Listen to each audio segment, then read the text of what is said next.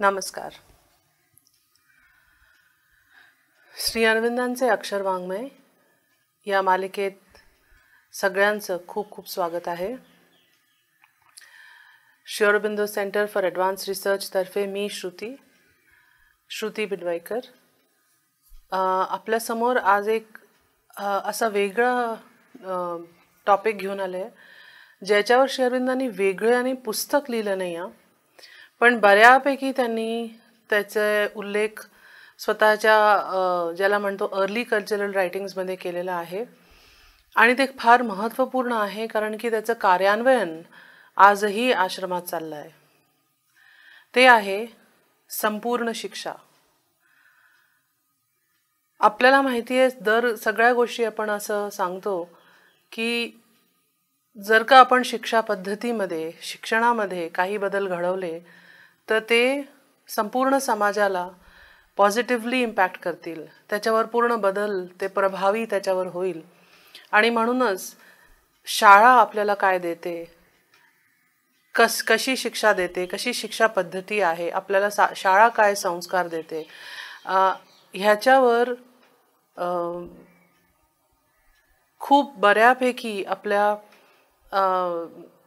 नुसतं म्हणजे आपलं वैयक्तिक फ्युचर नाही तर आपल्या देशाचं फ्युचरही खूप निर्भर करतं.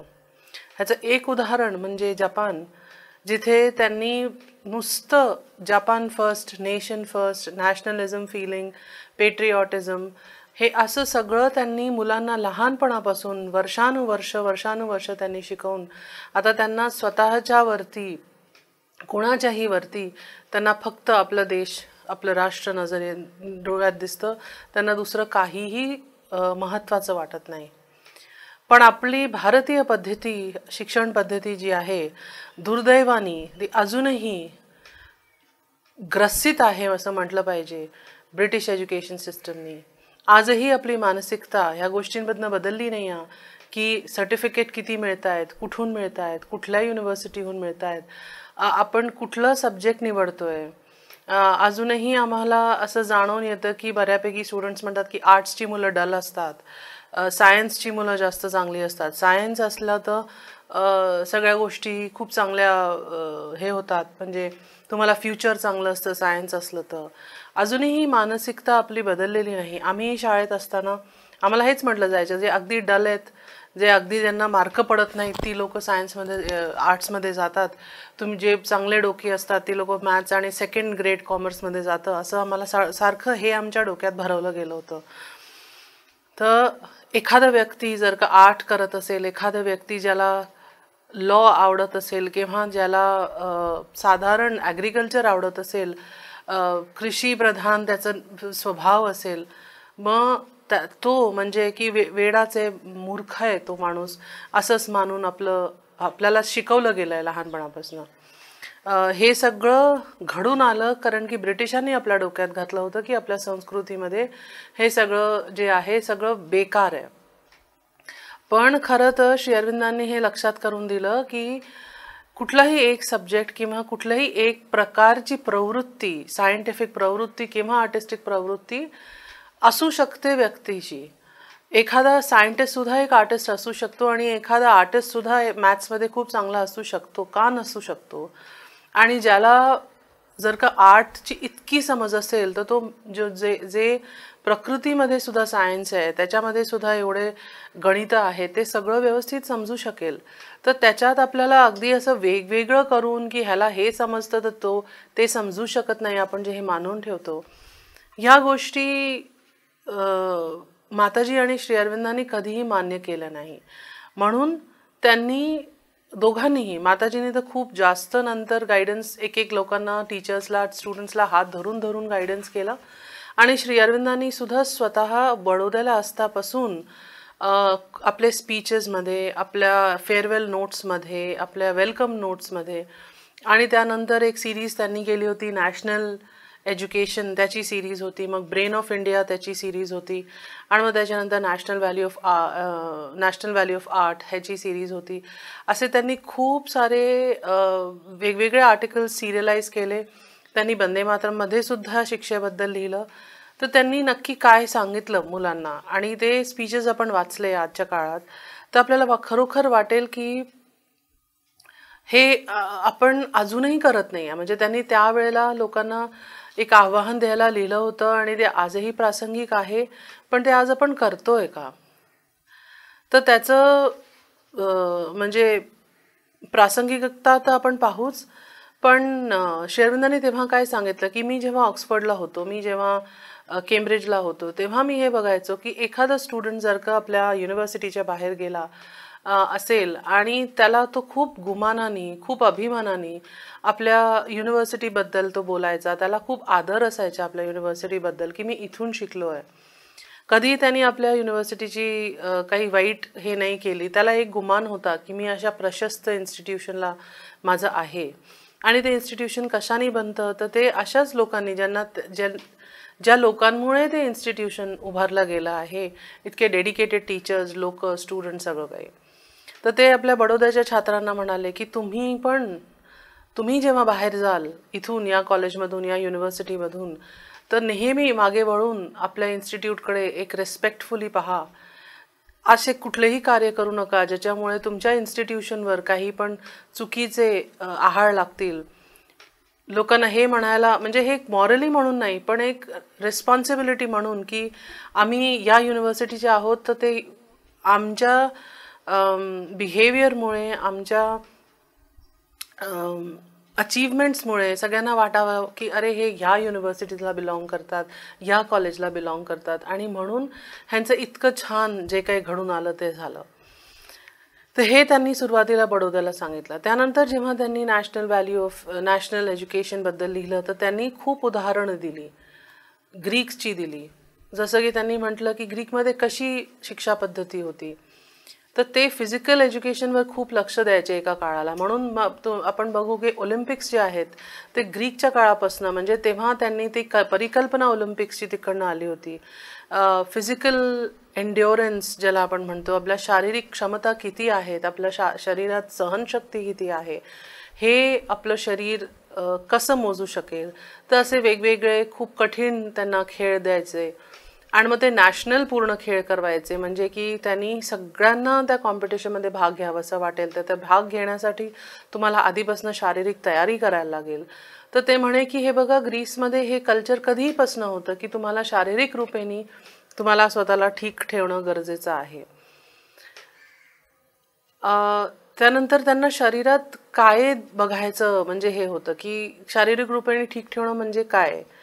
तर त्यांनी स्वतःला फ्लेक्सिबल ठेवलं, त्यांनी स्वतःला सुडौल ज्याला म्हणतो की आज आपण लोकांना चालताना जेव्हा पाहतो तेव्हा आपण त्यांची चाल पाहतो, तर आपल्याला जाणवतं की ह्यांच्या शरीरावर काहीच कंट्रोल नाही आहे. कारण की कोणी अगदी असं वाकडं चालतंय, कोणी पाय बदकासारखे करून चालतंय, कोणी खांद वाकवून चालतंय, कोणी कंबर वाकवून चालतंय. तर आणि तरुण लोकांमध्येही, मोठ्या लोकांमध्ये कदाचित काही आजारांमुळे नसेल, पण तरुण लोकांमध्ये सुद्धा लोक अनकॉन्शियसली चालतात. पण ग्रीसमध्ये असं नव्हतं. त्यांना शिकवलं जायचं की कसं तुम्ही आपल्या स्वतःला एक असं होल्ड करून तुम्ही चालू शकता व्यवस्थित. तर अशा गोष्टी आपल्याला डान्समध्ये किंवा योगमध्ये शिकवले जातात आजकाल, की तुम्ही स्वतःला होल्ड कसं करता. डान्समध्ये तर ह्याचं खूप जास्त म्हणजे उपयोगही आहे आणि ते खूप डिसिप्लिन आहे त्यांचं, की तुम्ही जेव्हा उभे राहता तेव्हा तुम्ही आपलं पोट आत करून आणि अगदी फर्म आपले पाय जमिनीवर ठेवून उभं राहायचं. ह्याचं एक उदाहरण माताजीने दिलं होतं की मी एकदा एका बाईला सहज चालताना पाहिलं होतं आणि तेव्हा मला जाणवलं की एका ग्रेसफुल आणि एक सुंदर गेट ज्याला म्हणतात, की ती चाल कशी असू शकेल एका सुंदर ग्रेसफुल बाईची. असं नाही आहे की तिला ते माहिती होतं की ती काय करते काय नाही, पण एक स्वाभाविक रूपेने तिच्यामध्ये ते आलेलं होतं. तर हे माताजींनी, श्री अरविंदांनी दोघांनी खूप ह्याला इम्पॉर्टन्स दिला. त्यामुळे त्यांनी जेव्हा द्वितीय विश्वयुद्धाच्या वेळेला इथे खूप सारी लोक येऊ लागली, आपल्या छोट्या छोट्या मुलांना घेऊन येऊ लागली, तर माताजी म्हणे आता मुलं तर खाली रिकामी राहणार नाही, रिकामी राहिले तर ते सगळे म्हणजे दुष्टबुद्धी होतील, म्हणून त्यांना काहीतरी चांगली ट्रेनिंग द्यायला हवी. म्हणून त्यावेळेला जसे काही रिसोर्सेस होते, हॉस्टेलचे, खोल्यांचे, टीचर्सचे असं घेऊन त्यांनी छोट्या छोट्या मुलांना शिकवणं. कधी त्यांनी मोठ्या मोठ्या साधकांना सांगितलं की तुम्ही त्यांना फ्रेंच शिकवा, कोणाला सांगितलं संस्कृत शिकवा, कोणाला सांगितलं मॅथमॅटिक्स शिकवा. असं करता करता त्यांचं शाळा हळूहळू ऑर्गॅनिकली मोठी झाली. एक बिझनेस प्रॉपोजिशन म्हणून ती शाळा उभी करायचा असं माताजी श्री अरविंदांचं कधीच ध्येय नव्हतं आणि आजही नाही आहे. म्हणून त्याच्यात जे शिक्षण पद्धती आहे ती अगदी वेगळी आहे आणि ती आता बऱ्यापैकी शाळांमध्ये लोकांनी लागू केली आहे. पण हे आपल्या स्वतंत्रतेच्या आधी हे सगळं माताजींनी श्री अरविंदांनी घडवून आणलं होतं. त्याशिवाय श्री अरविंदांनी एक खूपच महत्त्वाची गोष्ट सांगितली त्यांच्या शिक्षण पद्धतीबद्दल, राष्ट्रीय शिक्षण पद्धतीबद्दल. ते हे की आपण कशी शिक्षा देतो. आपल्याला मॅकॉलेनी काय सांगितलंय, आपल्याला ब्रिटिशांनी काय सांगितलंय की तुम्ही इंग्रजी वाचा, जॉग्रफी वाचा, हे वाचा, ते वाचा. तुम्हाला दिवसाच्या 5 तासाच्या किंवा 6 तासाच्या शाळेमध्ये मुलांना छोटे छोटे छोटे छोटे तुकडे दिले जातात की पहिला तास म्हणजे सायन्सचा, मग इंग्लिशचा, मग हिंदीचा, मग ह्याचा त्याचा. म्हणजे आपल्या डोक्याला कॉन्स्टंटली आपण ब्रेक करून करून करून करून एक अभ्यास करत असतो. तर त्याला ते म्हणतात it is studying in snippets. म्हणजे की आपण एखाद्या जॉग्रफीमध्ये वाचतोय की भूकंप कसे येतात, एकीकडे आपण बायोलॉजीमध्ये वाचतोय की सेल स्ट्रक्चर काय आहे, दुसरीकडे आपण इंग्रजीमध्ये वाचतोय की ब्रिटिशांनी म्हणजे पोएट्री कशी लिहिली गेली. तर असं ब्रेनला हे सगळं जे आपल्याला फंक्शन करावे लागतात. तर म्हणूनच ती जी आपण म्हणतो की रिटेन्शन कॅपॅसिटी मुलांची, अटेन्शन कॅपॅसिटी कमी असते. कारण की त्यांना एक सब्जेक्ट पूर्णपणे होलिस्टिकली समजत नाही. तो एक सब्जेक्ट त्यांना छोट्या छोट्या छोट्या छोट्या म्हणजे घासांमध्ये दिला जातो, स्निपेट्समध्ये दिला जातो. आज आपल्याला जशी सवय झाली आपण मोबाईलमध्ये स्क्रोल करत असतो शॉर्ट्स. आपण आजकाल पूर्ण व्हिडिओसुद्धा पाहायला पाहत नाही, आपण शॉर्ट्स बघत असतो किंवा रील्स बघत असतो. तर आपली ती मेंटॅलिटी अभ्यासाकडेही झालेली आहे. आपण जरीही मुलांना म्हटलं की 45 मिनिटाचा 1 तास असतो, मग त्याच्यामध्ये हे तुला आलं का नाही हे अभ्यास. पण जर का मुलाचा मूड नसेल त्या दिवशी की मला आज गणित नाही शिकायचं आहे किंवा माझं डोकं ताजं नाही आहे, मला गणित नाही करायचं, मला पहिल्या तासाला इंग्रजी करायचं आहे, तर ते होऊ शकेल का. ती फ्रीडम आपण दिलेली नाही आहे मुलांना. तर श्री अरविंद जुन्या काळात वेगळं होतं, ते गुरुकुल सिस्टम होतं, तिथलं डिसिप्लिन होतं. आजचं काळ तसं राहिलेलं नाही आहे. आज मुलं आपल्या आईवडिलांबरोबर राहतात, त्यावेळेला पण ते हॉस्टेलमध्ये राहायचे. तर त्यांनी 3 प्रिन्सिपल्स ऑफ एज्युकेशन असं म्हणून श्री अरविंदांनी सांगितलं होतं. पहिलं हे की नथिंग कॅन बी टॉट. म्हणजे की आपण एक टीचर म्हणून, म्हणजे हे सगळं आपल्या इंग्रजी शिक्षण पद्धतीच्या बद्दल बोललं तर असं वाटतं की मी टीचर आहे आणि मी मला सगळं काही माहिती आहे सब्जेक्टमधलं, मी क्लासमध्ये जाऊन मुलांना शिकवणार आहे. आणि एखाद्या मुलांनी काही असे प्रश्न केले ज्याचं उत्तर मला माहिती नाही आहे, तर मी त्याला रागवून बसवून देते किंवा रागवून क्लासच्या बाहेर काढून देते. आत्तासुद्धा आम्हाला एक असं कोणी आलं होतं आमच्याकडे, जिनी म्हटलं की मी जेव्हा हे सगळं शिकायला सुरू केलं, बायोलॉजी बायोटेक्नॉलॉजी शिकायला सुरू केलं, तेव्हा मला असे काही प्रश्न पडले की आपण शेवटी काय शोधतोय किंवा आपलं हे सगळं शोधायचा अर्थ काय आहे किंवा ह्याच्या मागची फिलॉसॉफी काय आहे, आपण जन्माला कशाला आलो आहे, हे सगळं बायोटेक्नॉलॉजी मला सांगू शकते का. तर जेव्हा त्या टीचरजवळ काहीही उत्तरं नाही मिळाली तर तिने तिला म्हणून दिलं सरळ की तू चुप बस, नाही तर क्लासच्या बाहेर निघून जा. तर एखाद्या मूल जर का खूप त्याला जिज्ञासा असेल, त्याला जाणून घ्यायची इच्छा असेल, तर ते तर खूपच चांगलं आहे. पण तरी हे जे मूलभूत प्रश्न आहेत हे आपल्याला स्निपेट लर्निंगमधनं कंप्लीट होत नाही. तर श्री अरविंद म्हणाले आणखीन हे की तुम्ही जर का ॲज अ टीचर तुम्ही जाताय आणि तुम्हाला वाटतं की मला सगळं येतं आणि मी मुलांना शिकवून त्यांना चांगलं एक सिटिझन म्हणून उभं करीन, कदाचित हे मागच्या काळामध्ये होत असेल, पण आजच्या काळात हे लागू पडत नाही.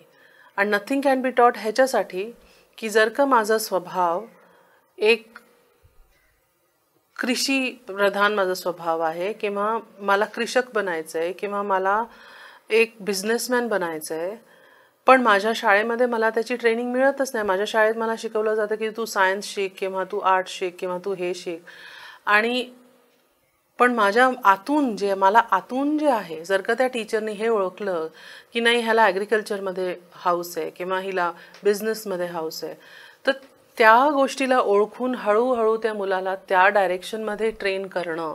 सेम करिक्युलम असू देत, सेम पद्धती असू द्यात, होऊ शकतं की इतक्या 50-60 मुलांना शिकवणं कठीण असतं, पण त्या सगळ्या पद्धती असूनही जे टीचरचा रोल त्यांनी सांगितला आहे की टीचर इज नॉट की त्याला सगळं माहिती आहे, ही इज अ फॅसिलिटेटर. ते म्हणाले की ते मदत करू शकतं त्या मुलाला हे ओळखून द्यायला की तुझे स्ट्रॉंग पॉईंट्स कुठले आहेत आणि तुला काय नेगेटिव्ह पॉईंट्स आहेत ज्याच्यावर लक्ष आत्ता द्यायचं नाही आहे. तर तुझे स्ट्रॉंग पॉईंट्स आहेत की तुला हे हे हे आवडतं आणि म्हणून तू ह्याच्यामध्ये पुढे वाढायला पाहिजे असं मला वाटतं. त्याच्या पुढे तो काय निवडतो, त्याचं मार्ग बदलतं, काय होतं ते त्याची इच्छा. आणि म्हणूनच आपण हे बघतो की बरेचशी लोक पूर्ण इंजिनिअरिंग केल्यानंतर एखाद्या अशा प्रोफेशन लॉमध्ये चालले जातात, बिझनेसमध्ये चालले जातात. असं नाही की त्या इंजिनिअरिंगचा त्यांना उपयोग होत नाही, पण तरीही ते म्हणतात, असे काही फ्रेंड्स मी ऐकलं ते म्हणतात की आम्हाला इंटरेस्ट नव्हता या सब्जेक्टमध्ये, पण कारण की आमच्या आसपडोसच्या लोकांचा प्रेशर होता किंवा आईवडिलांचा प्रेशर होता किंवा शाळेमध्ये प्रेशर होता की नाही तुला इतके चांगले मार्क पडले म्हणून तुला सायन्स घ्यायलाच लागेल. पण का एक 90% पडणारा मुलगा आर्ट्स घेऊन त्याच्यामध्ये एक्सेल नाही करू शकत का? तर ह्या सगळ्या गोष्टी एक टीचर ओळखू शकते. घरी तसा जर का पूर्ण एक ॲटमॉस्फिअर असेल तर ओळखायला कदाचित कठीण नाही होणार, पण तरीही एक टीचर म्हणून तिचा रोल असा असेल की ती तुला तुम्हाला म्हणजे त्या मुलाला फॅसिलिटेट करू शकेल की हो तुला हे आवडतं मग तू ह्याच्याकडे वाढ असं. तर म्हणून ते म्हणतात की नथिंग कॅन बी टॉट, कारण की जे आतमध्ये आहे तेच बाहेर निघेल. जर का आपण त्याचं एक उदाहरण ते देतात की जर का आपण आंब्याच्या झाडाला, आंब्याच्या बियाला म्हणजे त्याच्या कोयला आपण जमिनीत हे करू, पेरू, तर आपल्याला पेरूचं झाड मिळणार नाही. जे आतमध्ये असेल तेच निघेल. तसंच एखाद्या मुलाच्या आतमध्ये जे असेल तेच बाहेर विस्फुटित झालं पाहिजे. आपण त्याला काहीतरी वेगळं एक साहेब बनवायच्या चक्करमध्ये किंवा एक बिझनेस काही पण म्हणजे आपल्याला जसं टीचरला किंवा आईवडिलांना वाटतं की माझं मूल असं झालं पाहिजे, ते सगळं आपण त्याला बाहेरून थोपतो, त्याच्या डोक्यावर ते टाकतो, त्याला फोर्स करतो. ह्या चांगल्या गोष्टी नाही या एज्युकेशनच्या दृष्टिकोनाने. दुसरं त्यांनी सांगितलं की जेव्हा तुम्ही शिकवता तेव्हा तुम्ही आपल्या आसपास असलेल्या गोष्टी आधी शिकवा मुलांना. ज्याला ते म्हणतात फ्रॉम नियर टू फार. म्हणजे की जर का आम्ही पॉंडिचेरीला आहोत आणि आम्ही स्टुडंट्सला शिकवतो की दिल्लीमध्ये असं आहे, दिल्लीमध्ये तसं आहे, तर त्याला दिल्ली काय हे माहिती नाही आहे, त्यांनी कधी दिल्लीमध्ये पाय ठेवला नाही, त्याला त्याच्याबद्दल आत्मीयता नाही आहे, कारण की त्याच्यासाठी ते खूप लांब असलेलं एखादं शहर आहे. पण जर का मी असं सांगितलं की पॉंडिचेरीमध्ये त्याच्या 10 किलोमीटरच्या एरियामध्ये हे हे हे सगळं आहे आणि मग त्यांना सांगितलं की हे रोमनहून आलं आहे, हे पोर्टुगीजहून आलं आहे, हे फ्रेंचहून आलं आहे, हे दिल्लीवरून आलं आहे, आपल्याला इथे जिंजी फोर्ट आहे, इथे शिवाजी महाराज आले होते, तर हळूहळू हे जे असोसिएशन्स वाढत जातात एका मुलाच्या आयुष्यामध्ये, मग त्याला एक उत्सुकता निर्माण होऊ शकते की हे जिंजी इथपर्यंत जे शिवाजी महाराज आले ते काय झालं, तंजावूरपर्यंत जे मराठा आले त्याचं काय झालं. मग हळूहळू हळूहळू जवळचं जाणून घेऊन ते हळूहळू दूरचं जाणतील, त्यांनी त्यांचं नॉलेज अगदी परिपक्व आणि पक्क होऊ शकेल त्यांच्यामध्ये. म्हणून ते त्यांनी सांगितलं. तिसरं प्रिन्सिपल त्यांचं हे होतं की the mind of the child should be consulted for its own growth. म्हणजे की आपण मुलांना न विचारता जे त्याला फोर्स करतो की हे बघ तुला हेच आवडतं ना, तुला गणितच करायचं आहे, असे काही लोक असतात ज्यांना आपले ॲम्बिशन्स असतात, आईवडिलांचे आपले ॲम्बिशन्स पूर्ण झालेले नसतात की त्यांना IAS व्हायचं असतं किंवा त्यांना बिझनेसमॅन व्हायचं असतं किंवा त्यांना कसंही करून पैसे कमवायचे असतात, पण ते कमवू शकत नाहीत. त्यांचे जे काही त्यावेळेला सर्कमस्टॅन्सेस असतील ते काही कमवू शकत नाही. मग ते आपल्या मुलांना सांगतात की हे बघ तू हे करशील ना तर तुला ह्याच्यात जास्त पैसे मिळतील, तू हे करशील ना तर तुला ह्याच्यात जास्त मार्क मिळतील. तर ते असं मुलांना समजावून इतकं व्यवस्थित समजावून देतात ते की मुलांना हे जाणवतच नाही की ही माझी इच्छा नाहीच आहे. जर का त्या मुलांना प्रॉपर काउन्सिलिंग केली आणि त्यांना एखाद्या टीचरने विचारलं की बेटा तुला काय आवडतं ह्या सगळ्यामध्ये, तर कदाचित ते व्यक्ती म्हणेल की नाही मला ना इंग्लिश लँग्वेज खूप आवडते किंवा मला लँग्वेजेस शिकायला आवडतात, तर मला वेगवेगळ्या भारतीय भाषा किंवा विदेशी भाषा शिकायला आवडतात. आणि त्या भाषा म्हणजे एक पूर्ण संस्कृती असते, नुसतं भाषा म्हणजे भाषा नसते. तर म्हणजे त्याची चेतना किती व्यापक होऊ शकेल जर का त्यांनी इतकी सारी भाषा शिकली तर आपण हे समजून घेत नाही. पण ते म्हणतात की आणि एखादं आपण जसं म्हणतो की एका वर्गात सगळी 10 मुलं एकसारख्या बुद्धिमत्ताची नसतात, एकसारखी कॅपॅसिटी नसते. जरी त्यांना एक सब्जेक्ट्स आवडले तरीही ते एकसारखे नसतात. तर त्या परिस्थितीत काय करायला हवं की एखादं मूल जे हळू शिकतंय त्याला त्याच्या पेसने शिकायला द्यायला पाहिजे. एखादं मूल जे लवकर शिकतंय त्याला मागे न ओढता त्याला पटापटा पुढचं दिलं पाहिजे. तर इतकी क्रिएटिव्हिटी एका टीचरमध्ये असायला हवी, इतका वेळ त्या टीचरने त्या मुलांबरोबर द्यायला हवा, मुलांसाठी द्यायला हवा, मुलांबरोबर नाहीतरी. तर हे सगळ्या गोष्टी श्री अरविंदांनी हे 3 प्रिन्सिपल्स ऑफ एज्युकेशन असं म्हणून त्यांनी लिहिलं होतं. आणि सर्वात मुख्य म्हणजे की आपण ह्याला पूर्ण शिक्षा किंवा इंटेग्रल एज्युकेशन असं का म्हणतो. तर ह्याचं पण श्री अरविंदनी तर लिहिलं होतं. म्हणजे श्री अरविंदांनी दुसऱ्या एका संदर्भात लिहिलं आणि मग जेव्हा ते शाळेत आलं तेव्हा माताजींनी त्याच्याबद्दल सांगितलं. पण थोडक्यात श्री अरविंदांचं आणखीन एक सांगते मी की त्यांनी जेव्हा हे सांगितलं होतं की हे 3 प्रिन्सिपल्स ऑफ एज्युकेशन आहे, ह्याच्या पुढे त्यांनी हे लिहिलं की तुम्हाला मुलांना सब्जेक्ट्स नाही शिकवायचे, तुम्हाला मुलांना हे शिकवायचं आहे की मी हे वाचलं तर माझं इमॅजिनेशन वाढेल, मी हे वाचलं तर माझी तार्किक शक्ती वाढेल, मी हे वाचलं तर माझं ऑब्झर्वेशन वाढेल. हे असे सब्जेक्ट्स. तर त्यांनी सब्जेक्ट्सची काही नावंसुद्धा दिली आहेत की तुम्ही हिस्ट्री वाचलं तर तुमची काय कॅपॅसिटी वाढेल, तुम्ही लॉ वाचलं तर तुमची काय कॅपॅसिटी वाढेल, एथिक्स वाचलं तर तुमची तार्किक बुद्धी वाढेल, म्हणजे लॉजिक वाचलं तर तुमची तार्किक बुद्धी वाढेल. असे आपल्याकडे इतके सब्जेक्ट्स भारतात दिलेले आहेत आणि आता फॉरेनहून आणि येतात ते की आपल्याला आपली एक फॅकल्टी, ते म्हणतात एक फॅकल्टी, मला असं वाटतं फॅकल्टी म्हणजे मला अनुवाद नाही माहिती, पण आपले एक चक्षू आणि आपल्या डोक्यात ते म्हणतात की डाव्या ब्रेन आणि उजव्या ब्रेनचे वेगवेगळे चक्षू, वेगवेगळे एक फॅकल्टीज असतात. एक साईड पूर्ण क्रिएटिव्ह असते आणि एक साईड पूर्ण सायंटिफिक असते. आणि शाळेत आपल्याला जेव्हा सायन्ससाठी नुसतं एक हे दिलं जातं, प्राथमिकता दिली जाते की सायन्स शिकायचं आहे, तर त्यावेळेला मुलांचं एक साईडचं ब्रेन डेव्हलपमेंट होतं, म्हणजे की ॲनालिटिकल किंवा सायंटिफिक किंवा ऑब्झर्वेंट, पण त्यांची क्रिएटिव्ह फॅकल्टी डेव्हलप होत नाही. म्हणून त्याच्यासाठी ज्याला आजकाल एक्स्ट्रा करिक्युलर म्हणतात ते सगळं करायला लागलं. पण ते एक्स्ट्रा करिक्युलर होत नाही, त्याला सगळ्या गोष्टींना इक्वल इम्पॉर्टन्स आणि इक्वली वाढायचा त्यांना हे मिळालं पाहिजे, संधी मिळाली पाहिजे. आणि एकदा ती फॅकल्टी डेव्हलप झाली तर मग व्यक्ती आर्टमध्ये जातो का नेव्हीमध्ये जातो का आर्मीमध्ये जातो, कुठेही जातो, त्याला त्या गोष्टीचा उपयोग होईल. कारण की त्याचे सगळे चक्षू, त्याचे सगळे फॅकल्टीज, त्याचे सगळे जे काही त्याचं डोकं ज्या डायरेक्शनमध्ये काम करू शकतं ते अतिशय शार्प झालेलं असतं. आणि म्हणूनच हे पाहिलं गेलं की इथे आश्रममध्ये शिकलेले जी मुलं आहेत ती खूप वेगवेगळ्या, अगदी असं काही नाही आहे की ते बिझनेस स्कूल शिकवतात की इंजिनिअरिंग थोड्या ह्याच्यात आहे, सोलर इंजिनिअरिंग वगैरे, पण मुलांची इतकी फॅकल्टी डेव्हलप झालेली असते की एखादं मूल सोलर सायंटिस्ट असून सुद्धा त्याला वेगवेगळ्या भाषांचं म्हणजे त्याला माहिती असतात, त्याला आर्टमध्ये इंटरेस्ट असतं, त्याला फोटोग्राफीमध्ये इंटरेस्ट असतं. तर असं करून एखादं मुलगी किंवा मूल डान्स करू शकतं, बासुरी वाजवू शकतं आणि त्याच्यासोबत तो इंजिनिअरिंग करू शकतो. तर त्याच्यात असं बिलकुलच भेदभाव केलेला नाही आहे, कारण की ती फॅकल्टी आहे. आणि त्या फॅकल्टीजबद्दल श्री अरविंदांनी, माताजींनी खूप डिटेलमध्ये लिहिलं आहे की शारीरिक कुठल्या फॅकल्टीज आहेत आपल्या, मानसिक कुठल्या फॅकल्टीज आहेत आणि इमोशनल कुठल्या फॅकल्टीज आहेत आपल्या. तर हे आपल्याला श्री अरविंदांनी सारखं सांगितलं की फॅकल्टी डेव्हलपमेंट, हे जे मी सुरुवातीला काही पुस्तकांची एसेसची नावं घेतली त्याच्यामध्ये त्यांनी तेच सांगितलं की तुम्ही कसं लहान असताना मुलांचं आपण काय करतो, मातीत खेळायला देतो त्यांना. तर ते का देतो, कारण की त्यांना ते जाणवतं की हे रफ आहे, हे सॉफ्ट आहे, हे कुठला रंग आहे, रंगांची ओळख करून देतो. तर हे सगळं का होतं, आजकाल मुलांना ABCD नाही शिकवून तर त्यांना ज्याला म्हणतात फोनेटिक्स ते शिकवतात की अ ब स असं शिकवतात, ते ABCD नाही करत.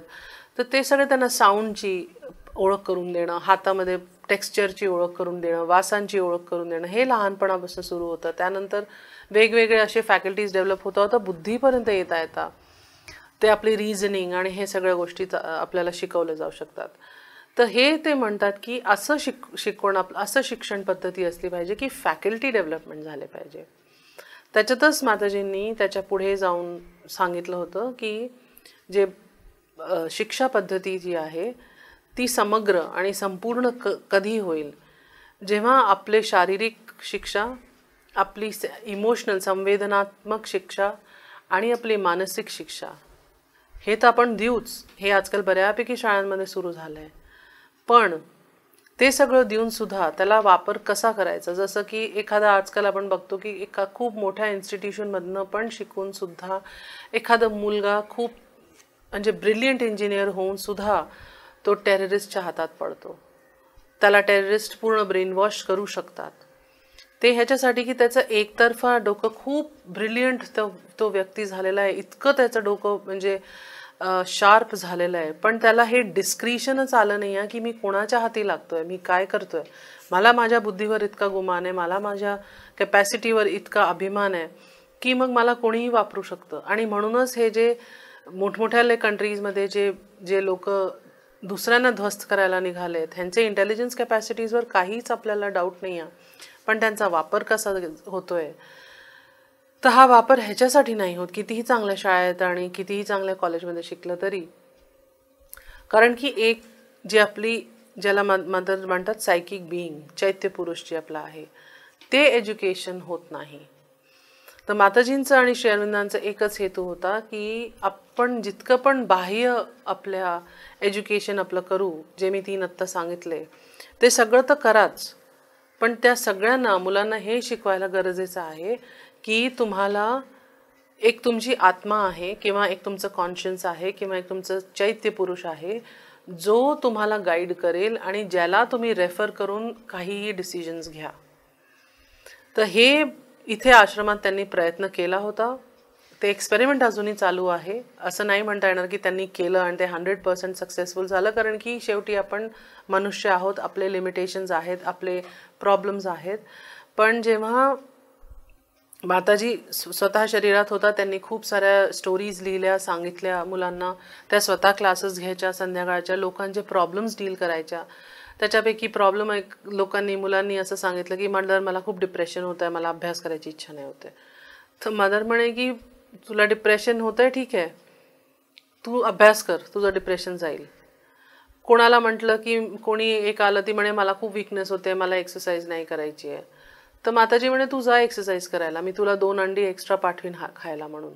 तर असं त्यांनी वेगवेगळ्या केस बाय केस जसं त्यांनी काही टीचर्स म्हणाल्या की मदर माझ्या क्लासमध्ये मुलं लक्षच नाही देत कुठल्या गोष्टीमध्ये, मला खूप कठीण होतं क्लास कंट्रोल करणं.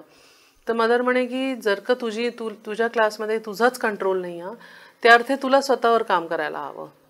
तू मुलांना काही हे करू शकत नाही. तुला क्लासला इतकं इंटरेस्टिंग बनवायला हवं की मुलांचं पूर्ण लक्ष तुझ्याकडे असलं पाहिजे. तर अशा छोट्या गायडन्स त्यांनी दिलेल्या आहे, ज्यांना ते ऑन एज्युकेशन असं एक वॉल्यूम आहे माताजींचं. आणि श्री अरविंदांचंही वेगळं एक कंपायलेशन ऑन एज्युकेशन केलेलं आहे. तर त्यांनी ह्या छोट्या गोष्टी माताजींना विचारल्या इथे, आणि त्यांना इथे वर्ल्ड क्लास अरेंजमेंट्स करून दिले. स्विमिंग पूल म्हणा, जिम्नेशियम म्हणा, खेळायच्या सगळ्या म्हणजे मोठमोठाले स्पोर्ट्स ग्राउंड आहेत, फुटबॉल ग्राउंड, व्हॉलीबॉल ग्राउंड वगैरे सगळं आहे इथे. तर त्यांचं म्हणणं होतं की तुम्ही जेव्हा खेळता तेव्हा तुम्ही काय काय करता. जेव्हा खेळमध्ये तुम्ही आपल्या शरीरमध्ये एक ऑर्डर, एक कंट्रोल, एक हार्मनी असं तुम्ही आणता. आणि इथे मला खूप आश्चर्य झालं, हे माझ्या पर्सनल एक्सपिरियन्सेसवरून मी सांगते की जेव्हा मी इथे मुलांना कधी भेटले तर कधी कोणाचं असं बोटच असं वळून गेलं आहे, लहान मुलांचं म्हणजे 18 वर्षाचे असतील वगैरे, किंवा जेव्हा ते कॉलेजमध्ये माझ्याबरोबर यायचे तर मला म्हणायचे अरे मला माहिती आहे माझ्या स्पाईनमध्ये इंजुरी होऊन गेली. म्हणजे ते इतके सोपेपणी त्या गोष्टी म्हणायच्या की मला असं वाटतं की यार बाहेरच्या जगात आज स्पाईन इंजुरी किंवा बोट तुटून गेलं किंवा हाड मोडलं किंवा डिस्लोकेशन झालं, ह्या सगळ्या गोष्टी किती मोठ्या गोष्टी होत्या. पण इथे इतकं शरीराला सांगितलं जातं की ठीक आहे हे सगळं होत राहील, धावणं, पडणं, उठणं, लागणं हे सगळं होत राहील. काय थोडे दिवस रेस्ट करायची, परत यायचं. कारण की शरीराला इतकं तपवलं जातं, शरीराला इतकं ट्रेन केलं जातं की त्याला बाउन्स बॅक होणं सोपं असतं. जे आपण स्पोर्ट्समॅन लोकांबरोबर बघतो, ॲथलीट्स बरोबर बघतो की ते कितीही मोठ्या ट्रॅजेडीवरून गेले तरी ते आपल्या प्ले फील्डवर परत यायची त्यांच्या क्षमता असते. कारण शारीरिक रूपेने त्यांनी स्वतःला तयार केलेलं असतं. तसंच मानसिक रूपेने सुद्धा आजच्या काळात मानसिक खूप प्रॉब्लेम्स आहेत लोकांना, खूप जास्त आहे. पण माताजींनी हे सांगितलं होतं की आपल्याला खरोखर आपलं जे इमोशनल बीइंग आहे, ज्याला त्या व्हायटल बीइंग म्हणतात, त्याचं नेचर काय आहे, जर का आपल्याला हे कळलं तर आपण एखाद्या मुलाला हँडल करू शकू आणि आपण स्वतःलाही हँडल करू शकू. जसं आजकाल मुलांचं जे अटेन्शन स्पॅन कमी आहे किंवा जे त्यांना डिप्रेशन येतं, त्यांना अँझायटी होते, त्यांना कॉम्पिटिशनची भीती वाटते, तर त्याच्यासाठी लोक वेगवेगळे मेजर्स करतात. पण आपण हे सगळं कुठून येत आहे? म्हणजे एक आहे की जर का एकच मूल शिकतंय एका टीचरजवळ तर त्याला ते कॉम्पिटिशन कदाचित नाही येणार. पण एक 100 लोकांची क्लास असली आणि त्याच्यात आपण सतत टीचर हे म्हणत राहिली की हे बघ, हे 10 मुलं किती छान अभ्यास करतात, बाकीचे 90 गाढव आहेत, तर त्यांच्यामध्ये एक ते इन्फिरियॉरिटी येते. मग त्यांच्या मनामध्ये सेल्फ कॉन्फिडन्स कमी होतो, सेल्फ एस्टीम कमी होतं आणि मग त्यांना ते करावंसं नाही वाटत. तर ह्याच्यासाठी एका टीचरला किती सजग राहायला हवं हे माताजींनी खूप क्लिअरली सांगितलं होतं की तुम्ही मुलांना असा दुर्व्यवहार करून, त्यांना खाली टाकून, खाली पाडून, 2 मुलांमध्ये कंपॅरिझन करून असं तुम्ही करू शकत नाही. आणि मुलांनाही हे समजवण्यात हळूहळू वेगवेगळ्या केस बाय केस त्यांना घेऊन की हे बघा, तुमची ही क्षमता आहे, दुसऱ्याची ती क्षमता आहे आणि तुम्हाला इमोशनली काही झालं तर तुम्ही कसं त्याला हँडल कराल. तुम्ही जाऊन लगेच सुसाईड करणार नाही किंवा तुम्ही दुसऱ्यांना मारणार नाही, तर तुम्ही त्या गोष्टीला कसं हँडल कराल. तुम्ही मदत मागा, तुम्ही आपल्या टीचरशी बोला किंवा फ्रेंडशी. म्हणजे असे मी हे केस नाही सांगत आहे, पण असे प्रॉब्लेम्स आले तर कसं डील करायचं हे सुद्धा एज्युकेशनमध्ये एका टीचरसाठी आणि एका स्टुडंटसाठी दोघांसाठीही हे शिकणं खूप गरजेचं आहे. कारण की हे प्रॉब्लेम्स खूप वाढत चालले आहे. तर माताजी एक आणखीन गोष्ट खूप महत्त्वाची त्यांनी म्हटलं होतं की हे कंटिन्युअस एज्युकेशन आहे. हे एकदा होऊन जाऊन 18 वर्षाच्या वयात किंवा 21 वर्षाच्या वयात संपणारं हे फॉर्मल एज्युकेशन नाही आहे, हे कंटिन्युअस एज्युकेशन आहे. आणि हीच गोष्ट त्यांनी ऑरवेलला पण सांगितली होती की it will be a place of continuous learning and education. म्हणून एक वय झालं, माझं शिक्षण संपलं, अशातलं आपण कधीच बोलू शकत नाही. कारण आपण नेहमीच नवीन गोष्टी शिकू शकतो, नेहमीच आपण असं उदाहरण समोर आणू शकतो ज्याने की आपल्यापेक्षा लहान आपले शिकू शकतील. म्हणून त्यांनी टीचर्सला सुद्धा हे एक महत्त्वाचं ध्येय दिलं होतं की दरवर्षी तुमची पण प्रोग्रेस झाली पाहिजे, तुम्ही पण काहीतरी नवीन शिकलं पाहिजे. मुलांशी शिका अथवा प्रकृतीशी शिका अथवा पुस्तकांशी शिका, त्याचं काही म्हणजे त्याचा मापदंड नाही आहे, पण तुमची पण प्रोग्रेस झाली पाहिजे. तर शिक्षण पद्धती अशी राहिली पाहिजे ज्याच्यात टीचर आणि टॉट ज्याला म्हणतात, एक शिक्षक आणि शिष्य दोघंही एक बरोबर पुढे वाढले पाहिजे. फक्त शिक्षकाला हे गुमान नको की मला सगळं येतं आणि मुलाला काही येत नाही. कारण माताजींनी हे सुद्धा लक्षात करून दिलं की बघा, मुलांना आजकाल सगळं काही खूप चांगल्याने येतं, ते तुमच्यापेक्षा जास्त स्मार्ट आहे. म्हणून तुम्ही हे लक्षात घेऊन जाऊ नका क्लासमध्ये की मला सगळं येतं आणि मी ह्या लोकांना दाखवीन. असं करू आपण तर आपल्यालाच म्हणजे धडा मिळेल असं म्हटलं जाऊ शकतं.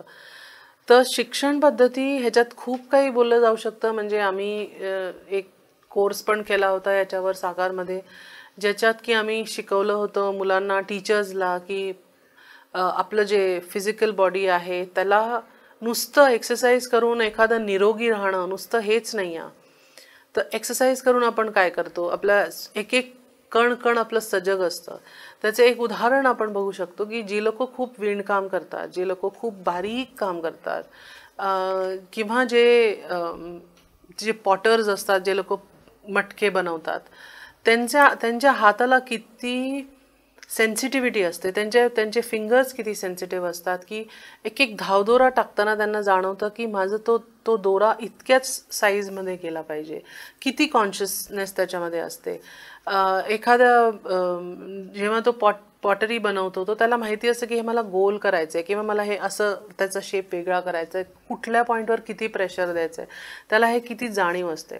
तसंच जे लोक जसं टी एस्टेटवाले असतात, जे लोक चहा टेस्ट करून सांगतात आपल्याला कसं आहे, त्यांचे टेस्ट बड्स किती डेव्हलप्ड असतात.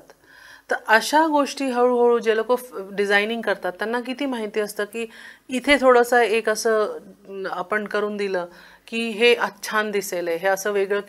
तर म्हणायचा अर्थ हा आहे की फिजिकलमध्ये आपल्याला काय समजून घ्यायचं आहे, तर हे की आपलं एक एक बॉडी पार्ट कॉन्शियस राहायला पाहिजे.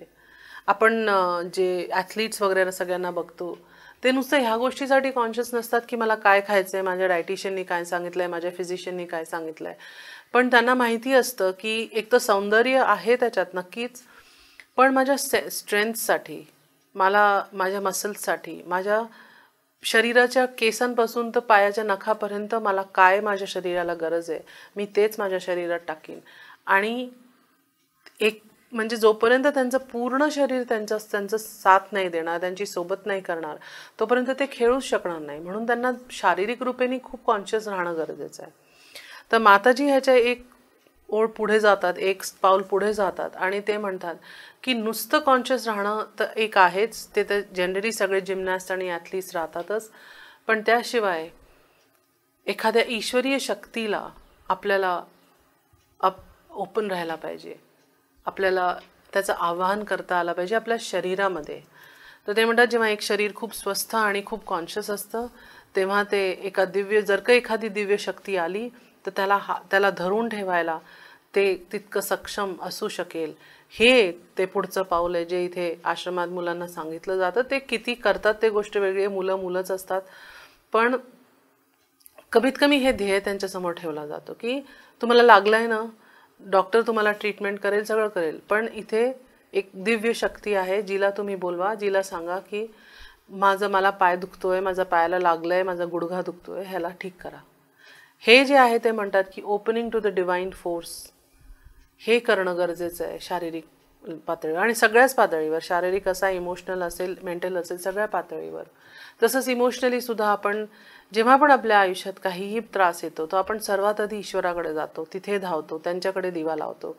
तर का ते ही डिपेंडन्स, जो डिपेंडन्स आहे तो आहेच, पण लहान मुलांमध्ये तो कसा आणायचा की काही प्रॉब्लेम झाला तर आपण ईश्वराला लक्षात करायचं की मला खूप भीती वाटते आहे, मला लोकांचे म्हणजे ईर्ष्या होते आहे, माझं अटेन्शन नाही होते, तर मी कसं करू, मला काहीतरी झालं आहे ज्याच्यामुळे मला खूप दुःख होतं आहे, तर मी त्याच्यातनं कसं पार काढायचं. तर हे जेव्हा आपण आपल्या चैत्यपुरुष बरोबर किंवा आपल्या ईश्वरीय शक्तीबरोबर संवाद करू तर आपल्याला उत्तरं मिळतील. आणि म्हणूनच ते ईश्वरीय शक्ती जी आपल्या आतमध्ये आहे त्याच्यासोबत एक रेफरन्स पॉईंट ठेवणं खूप गरजेचं आहे. त्या म्हणतात की जितकं तुमचं जे चैत्यपुरुष आहे, जे हळूहळू मोठं होईल किंवा ते चैतन्य होईल, तर तुम्हाला शारीरिक रूपेवर, आपल्या शरीरावर आणि तुमच्या मानसिक मनस्पटलवर आणि तुमच्या संवेदनात्मक पटलवर त्याचा प्रभाव पडेलच पडेल. म्हणून सतत ते आपल्या आंतरिक आत्मेला म्हणा किंवा आपल्या चैत्यपुरुषला सतत एक रेफरन्स पॉईंट बनवून आपल्याला काम केलं पाहिजे. लहानपणी आपल्याला हे कळत नाही की ते काय आहे, पण तरी इथे मुलांना शिकवलं जातं की तुमच्या आतमध्ये ईश्वर आहे आणि त्यांना शोधून तुम्ही त्यांना विचारून करा काय करायचं. मानसिक ह्याच्यावर पातळीवर पण आपण पाहिलं की खूप सारे वेगवेगळे फॅकल्टीज आहेत, पण तेही ते मदर म्हणाल्या की तुम्ही काही नवीन करताय. जसं इथे आम्ही बरेचदा काही डान्स प्रोग्राम बघतो किंवा काही दुसरं आर्ट वर्क बघतो, तर आम्हाला असं वाटतं की अरे बापरे, हे कुठून ह्यांना जमलं. किंवा आपण डान्स प्रोग्राम्स बघतो तर असे प्रॉप्स कसे जमले त्यांनी हे कसं विचार केला. तर त्या परिस्थितीमध्ये कदाचित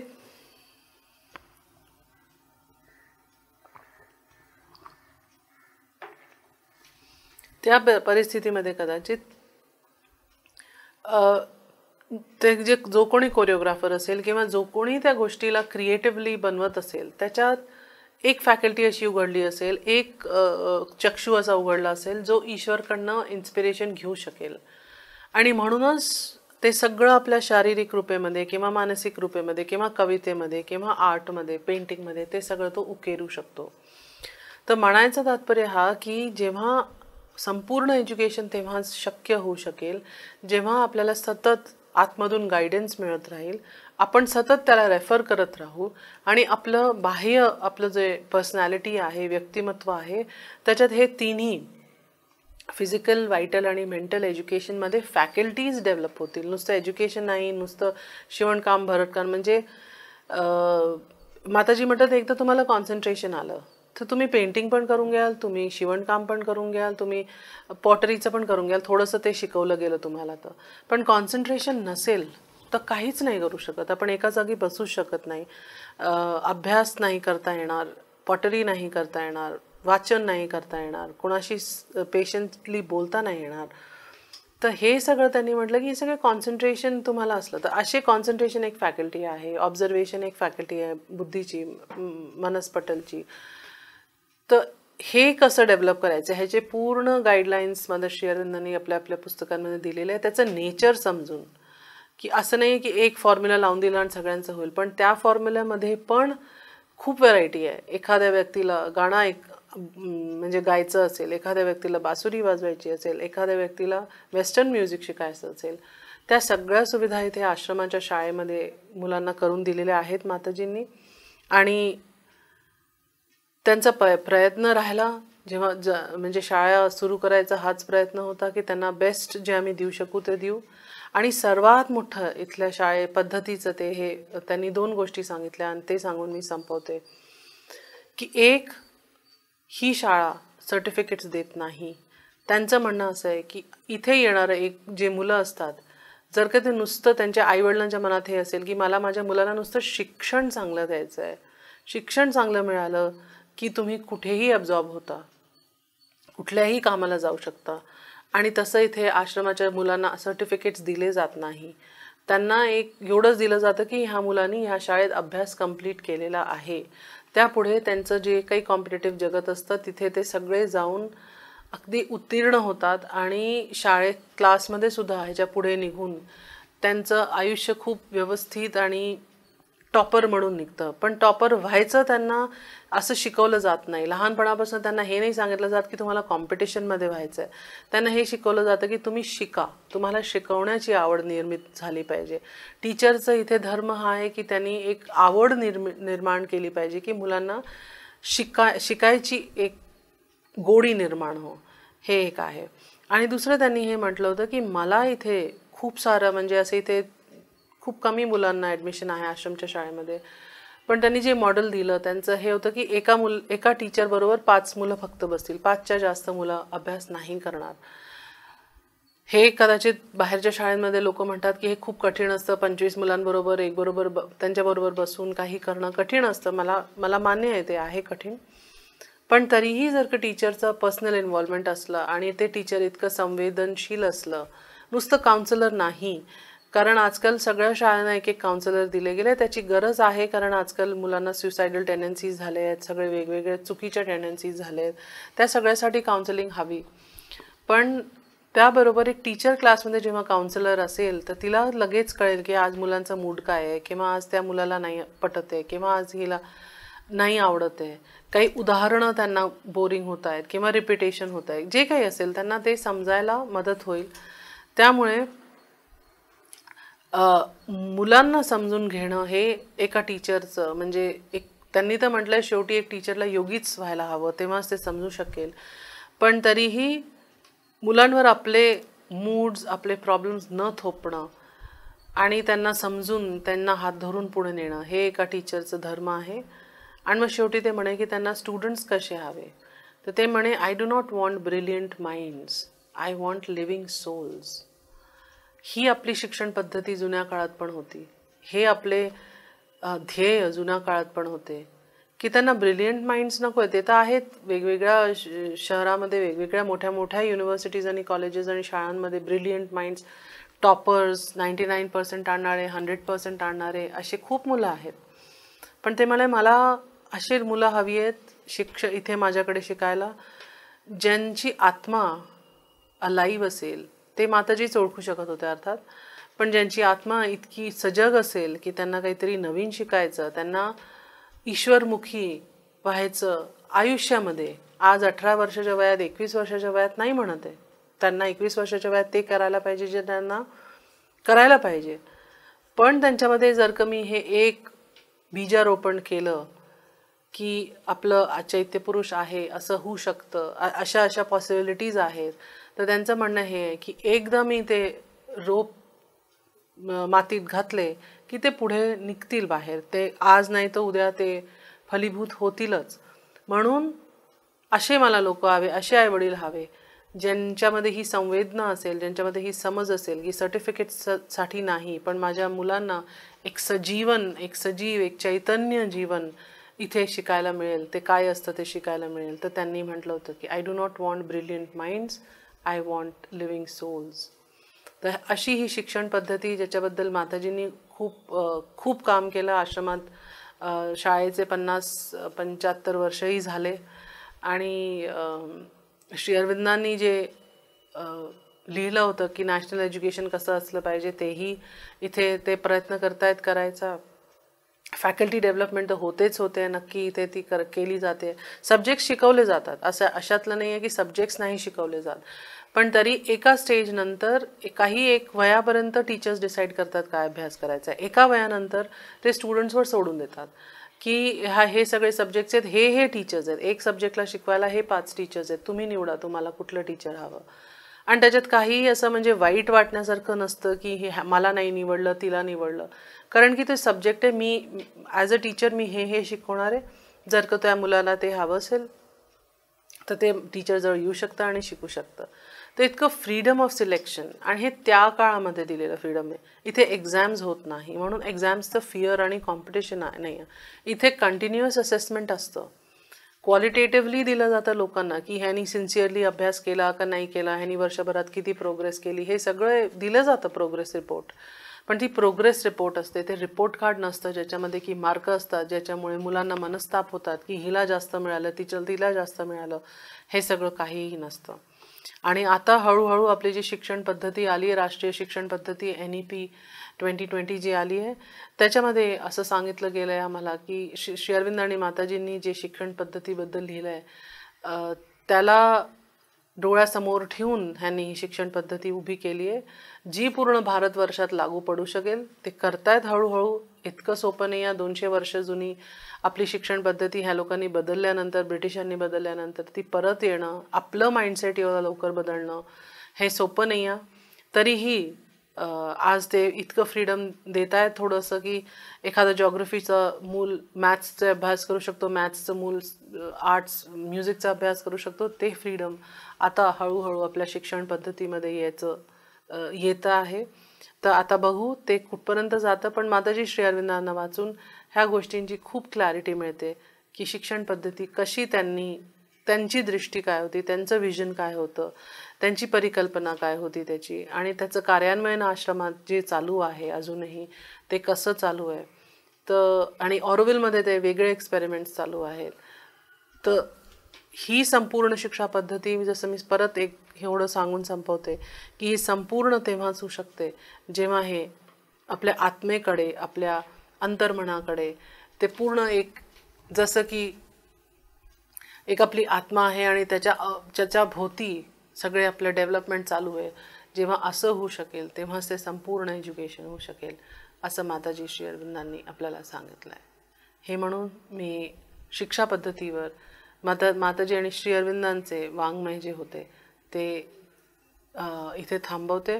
दोघांचं सांगितलं नसतं तर आपल्याला पूर्ण शिक्षा कळली नसती. म्हणूनच माताजींचं पण सांगितलेलं मला या अंकात आणावं लागलं. आणि मला असं वाटतं की तुम्हाला तेही वाचायला आवडेल, ऑन एज्युकेशन जे माताजींनी लिहिलेलं आहे ते.